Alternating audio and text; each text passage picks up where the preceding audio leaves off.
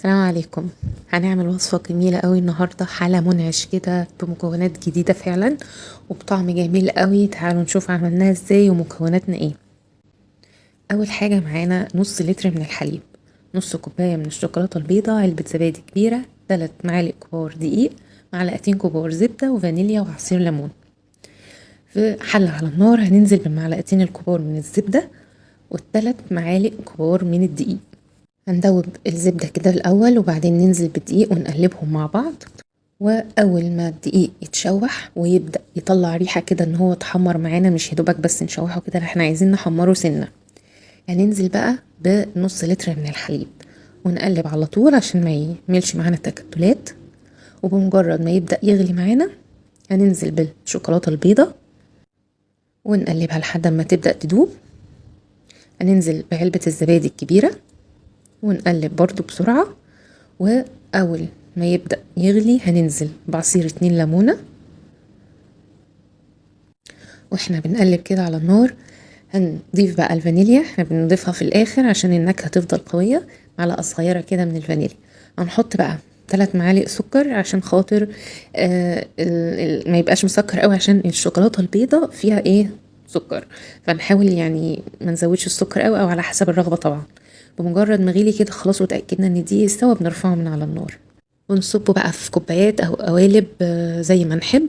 وهنسيب بس جزء كده لطبقة الجيلي الأخيرة وهنسيبه يبرد تماما ونروح نحضر الطبقة اللي بعد كده.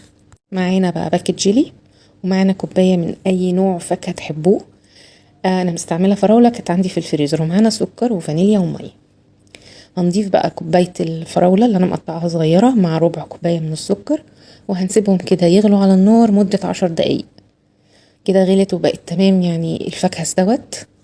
هننزل بقى بكوباية من المية أو كوباية إلا ربع من المية ونقلب. وأول ما تبدأ المية تغلي معانا هنضيف باكت الجيلي ونفضل نقلب لحد ما الجيلي يدوب معانا ويبقى تمام، عشان خاطر نتأكد ان الحبيبات بتاعة الجيلي كلها ايه دابت.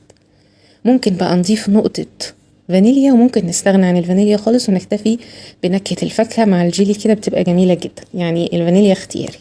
وبرده ما نكترش سكر قوي عشان خاطر الجيلي برده بيبقى طعمه جميل وهو خفيف سكر كده. الطبقة الأولى بعد ما بردت تماما والجيلي هدي معانا، مش لسه منزلينه من على النار، احنا بنسيبه يهدى شوية. نبدأ ننزل على وش الطبقة الأولانية بالجيلي اللي احنا عملناه برضو وندخلها التلاجة تاني. وبمجرد ما تمسك معانا كده هنقدمها، تبقى معانا وصفة خطيرة تعجب أولادكم قوي قوي. جربوها بجد هتدعولي يعني. وكمان الجيلي، طبقة الجيلي اللي هي بالفاكهة دي ممكن نعملها بأي طعم احنا نحبه، أي موسم فاكهة موجود معانا نقدر نعمله. والاولاد بتحب قوي الجيلي بصراحه يعني، واي حاجه معموله بالجيلي هتعجبهم. جربوا الوصفه وان شاء الله هتعجبكم قوي قوي. ولو عجبكم الفيديو اعملوا لايك وشير وكومنت، واستنى رايكم في الكومنتات تحت، واشوفكم على خير يا رب، والسلام عليكم ورحمه الله.